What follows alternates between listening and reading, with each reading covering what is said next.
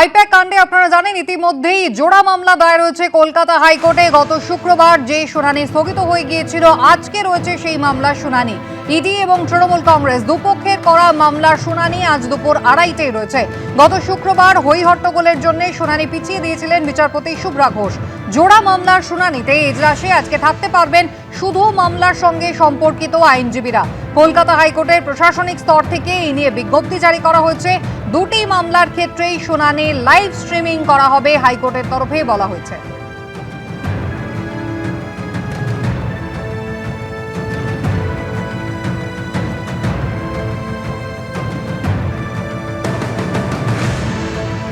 আইনমন্ত্রী ওখানে বসে সবাইকে উস্কেছিলেন। আদালতে গতবারের শুনানিতে গোলমাল নিয়ে এই অভিযোগই করলেন বিজেপি সাংসদ সুকান্ত মজুমদার।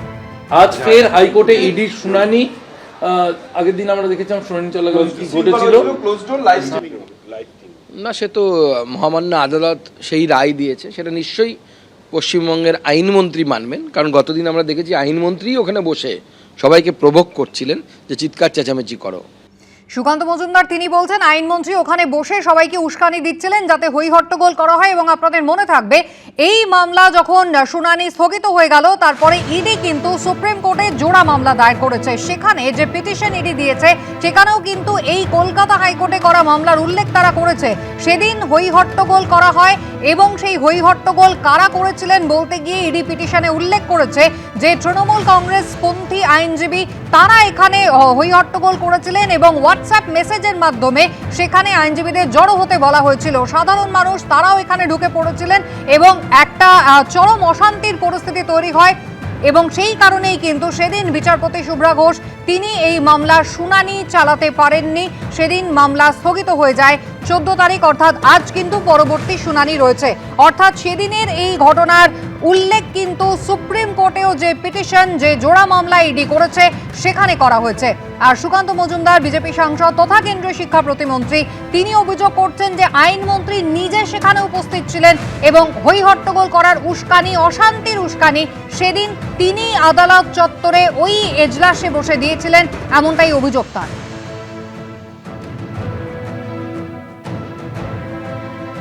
আজ ফের হাইকোর্টে ইডির শুনানি।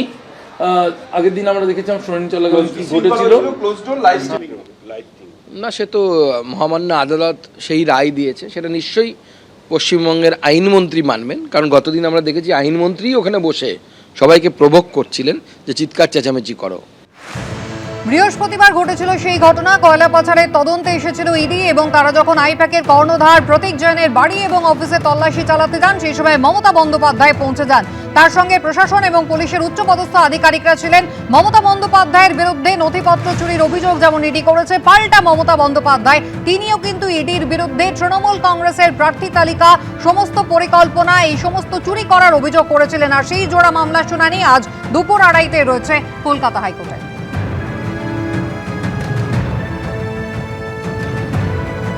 সুকান্ত মজুমদার যে অভিযোগ করলেন যে আইনমন্ত্রী গত শুক্রবার আদালতে যখন অশান্তি হই হট্টগোল ঘটে সেই সময় তিনি উপস্থিত ছিলেন এবং তিনি উস্কানি দিয়েছেন, এই নিয়ে আমরা অবশ্যই তৃণমূল কংগ্রেসের প্রতিক্রিয়া নেওয়ার চেষ্টা করব। অন্যদিকে আগামী রবিবার অর্থাৎ 18ই জানুয়ারি প্রধানমন্ত্রী তিনি সভা করবেন সিঙ্গুরে। আর তাঁর সভার আগে প্রস্তুতি খতিয়ে দেখতে আজকে সিঙ্গুরে গেলেন বিজেপি সাংসদ সুকান্ত মজুমদার। সভার প্রস্তুতি যেমন তিনি ঘুরে দেখলেন, তার পাশাপাশি তিনি বিজেপি ক্ষমতায় এলে টাটাদের ফিরিয়ে আনা হবে এই প্রতিশ্রুতিও কিন্তু দিলেন।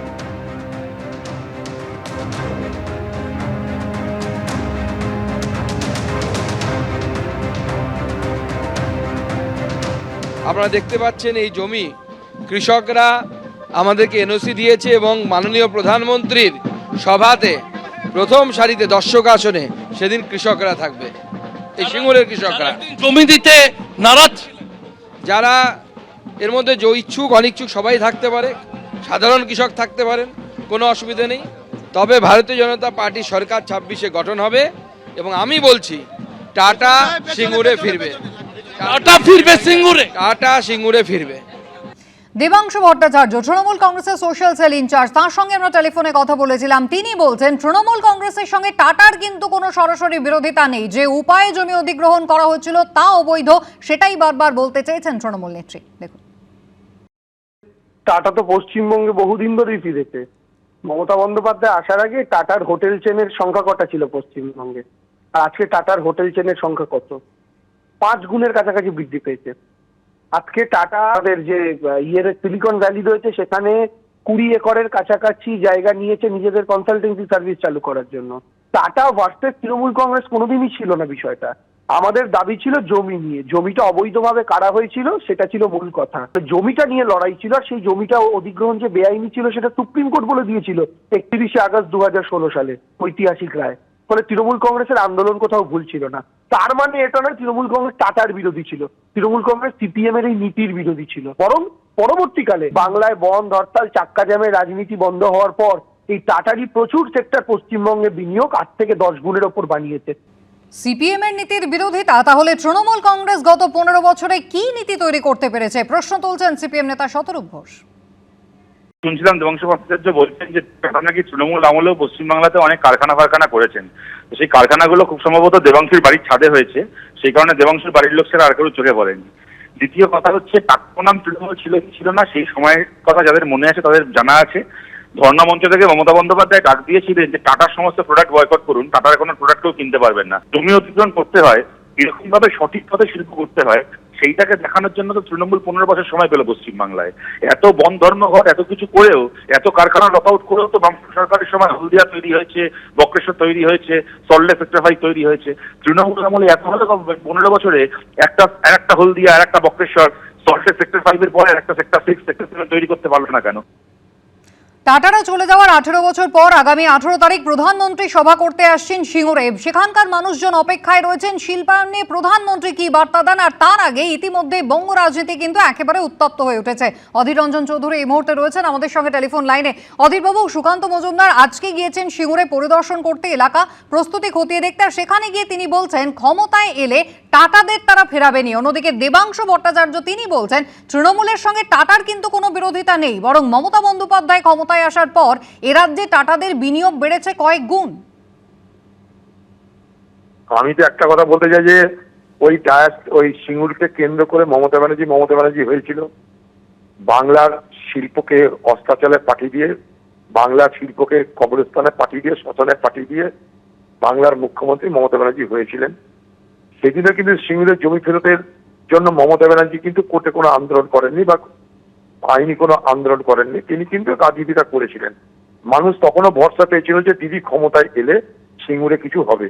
কিন্তু দিদি ক্ষমতায় আসার পর সেই সিঙ্গুরের টাটা থেকে তাড়ানোর আনন্দিত হয়ে সিঙ্গুর দিবস পালন করলেন এবং তারপর সরকারি কোষাগার থেকে 700 থেকে 800 কোটি টাকা খরচ করে টাটাদের তৈরি কারখানাটাকে ভেঙে মাটিতে গুঁড়িয়ে দেওয়ার ব্যবস্থা করলেন। আজকে সিঙ্গুরে দিদির নেতৃত্বে কারখানা তো দূরে থাক, সেখানে লাল শাক, পুঁই শাক আর অল্প বিস্তর আলু কিছু হয়। সেখানটাই আবার চলে আসছেন মোদি। সময়টা কখন? ঠিক ভোটের আগে। এই মোদিজি কিন্তু সিঙ্গুর থেকে কারখানাকে টাটা নিয়ে চলে গেছিল গুজরাটের সানান্দে, সেখানে আজ গুজরাটের আনন্দে। সেখানটায় আজ অটোমোবাইল হাব হয়েছে। আমেরিকার ডেট্রয়েটকে তুলনা করা হয় সেই অটোমোবাইল হাবের সঙ্গে। আবার এতদিন পর তার মনে পড়লো 2-3বারের প্রধানমন্ত্রী হওয়ার পর যে চলো এবার সিঙ্গুরে গিয়ে একটা শিল্প স্থাপন করি। শিল্প স্থাপন হবে কি হবে না, কি শিল্প হবে সেটা প্রধানমন্ত্রী বলবে না প্রধানমন্ত্রী দলের এমপি বলবে, আমার জানা নাই। তাই আমি বলবো, আমার প্রস্তাব দিদি আর মোদি ভোটের আগে দুজনে একটা মঞ্চে বিতর্ক সভায় আপনারা করুন। সেই বিতর্ক সভা দুজনে হাজির থাকুক। বাংলার মানুষ প্রশ্ন করবে শিল্প কোথায়। বাংলা থেকে 8,000 শিল্প চলে গেছে অন্য রাজ্যে বা অন্য দেশে। ভারতবর্ষ থেকে একের পর এক শিল্পপতি চলে যাচ্ছে বিদেশে। এর উত্তরটা কি আমাদের জানতে হবে। 90 টাকা একটা ডলারের বিনিময়ে কারণটা কি জানতে হবে। শিল্প হলে সবাই খুশি হবো আমরা, শিল্পের কেউ বিধিত নেই। কিন্তু এই বাংলায় আপনারা দেখুন বিধানচন্দ্র রায়ের পর আর কোন শিল্প করার কোন মুখ্যমন্ত্রী তৈরি হয়েছে কি?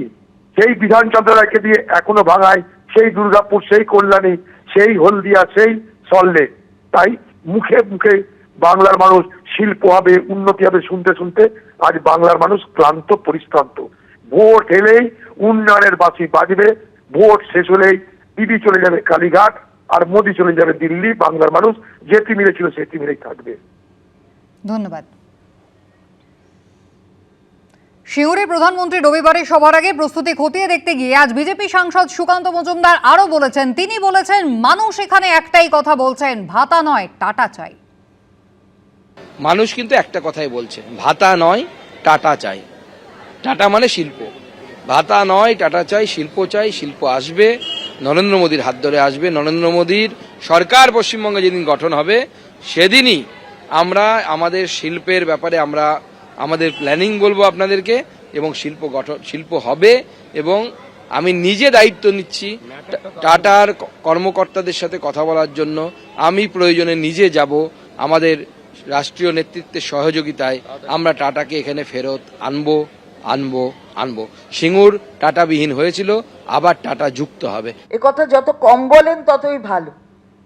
কোথায় কি হবে, তারপরে কি হবে সেটা নিয়ে কোনো লাভ নেই, ওটা হবেও না, কোনোদিনই হবে না।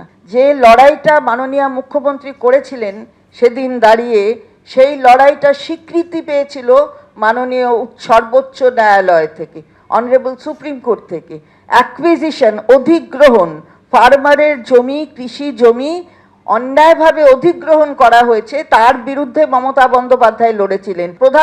মাননীয় প্রধানমন্ত্রী আসলে এখানে শিল্প হয়ে যাবে, এখানে শিল্প হচ্ছে, এবং এখানে শিল্পপতিরা যারা এখানে লগ্নি করছেন তাদের অপমান করা হচ্ছে সুকান্ত বাবুদের পক্ষ থেকে।